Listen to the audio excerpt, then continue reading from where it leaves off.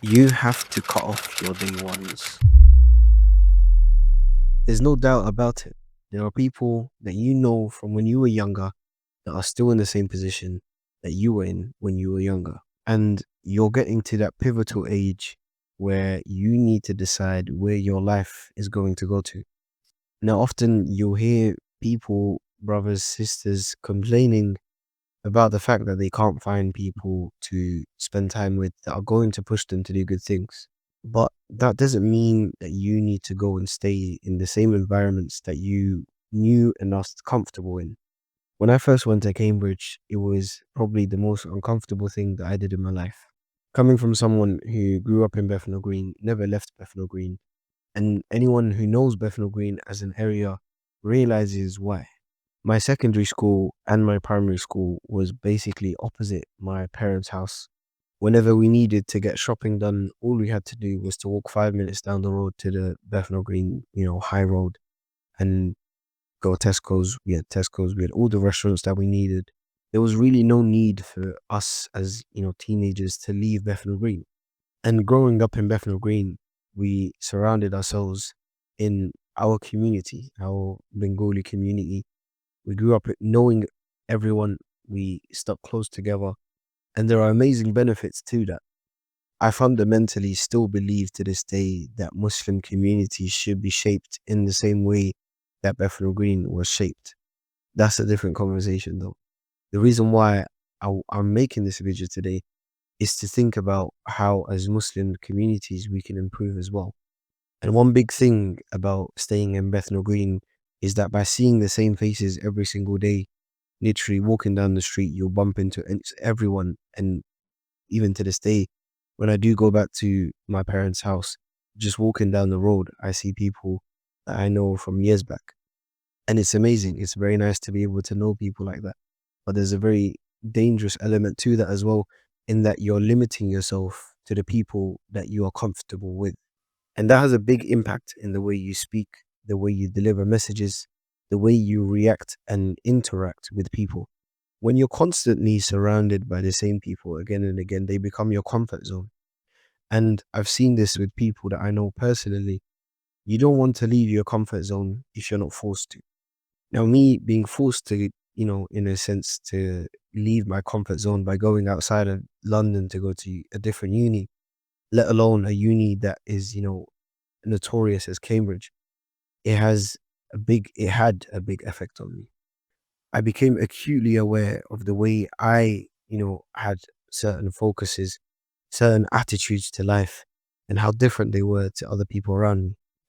The same things that I took for granted were things that people were searching for their entire lives. And on the flip side, the things that I was searching for my entire life, these people had since they were little kids. One of the great things about going to Cambridge was the fact that it taught me how to speak to different people. Being thrown into the deep end and being able to see different types of people and different types of lives can really affect a person. Why do I mention all of this though? You have to leave off those friends that are still dragging you back to the same person you were a long time ago. There is no way that you can become a person who accomplishes your goals when the people around you are not, even on the same wavelength as you. You want to memorize the Qur'an, you want to get married, you want to have a certain type of life.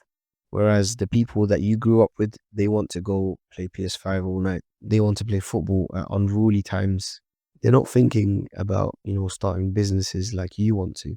And most definitely of all of this, they don't think about increasing their mental capacities, their mental capabilities, their ability to learn. And specifically, when I mention this, learning the religion is so important. Now, you who wants to be a person of good, who wants to learn the religion, who wants to do all of these things in their life, you ask yourself why it's so difficult. And the answer is right in front of you. I want to remind you, on the day of judgment, there will be a person who is regretting his decision to take a certain person as a friend. يا ويلتى ليتني لم أتخذ فلانا خليلا لقد أضلني عن الذكر بعد إذ جاءني. Without a doubt, a person's friend can really define where they are going to in life. The Prophet ﷺ gave us the parable of the blacksmith and also the perfumer. The bad friend is like the blacksmith, or if you want to give a more modern metaphor, the person who smokes cigarettes.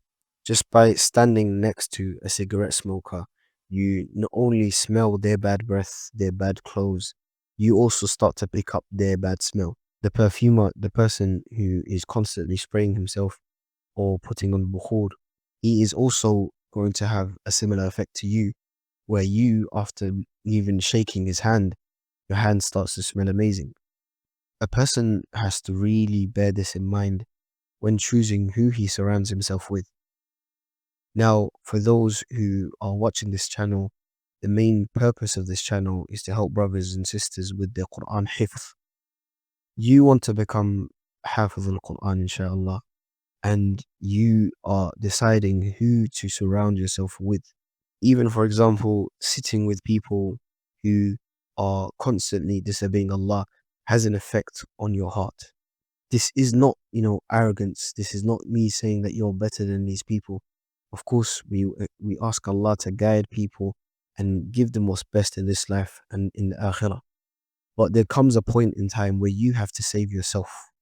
If you are constantly staying around these people with the belief that they will change, inshallah, but you need to save yourself and allow them to change at a distance. Often your goals are also set by those who are around you. You set your goals because you have been told that this is something that is high, something praiseworthy, something lofty. And because of your friends or the people that surround you in your community, these things can change. Sometimes the things that you aim for can be a car, it can be a house, it can be a beautiful spouse. These are all things or status driven things or goals that change because of the status given to it by different people. Some people really want to be doctors. Some people really want to be rappers. Some people really want to be footballers. Now notice what their influences in these different types of people were in their lives. Now part of surrounding yourself with good is also controlling your social media. There's no point cutting off your friends or your day ones or distancing yourself from them when you still see the same filth, the same kind of demotivating things on social media. You're constantly dragged online into arguments, into beef, into drama, and then the end of the day comes and you haven't done the things that you need to do to achieve your goal. Think of it like this. If you wanted to memorize one page of Quran a day, that's 15 lines. Let's say one line takes 5 minutes to memorize. That's 75 minutes a day. So if you want to memorize one page a day, you need to be spending probably around 75 minutes a day to memorize that one page. Now, if I was to ask you how long you spend online and on social media in comparison to how much you spend with the Quran, it would probably be shocking for you. Choose your friends wisely. These are the people that will attend your janazah. These are the people who will direct you in your life. Who will be there in your certain specific milestones. And if you just let anybody into those milestones, then those milestones will have very different outcomes because of the people there.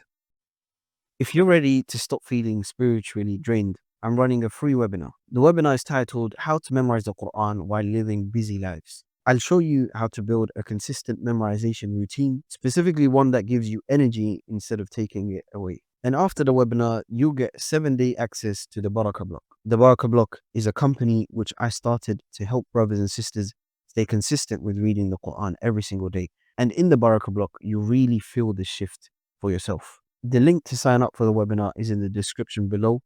Start recharging your energy today.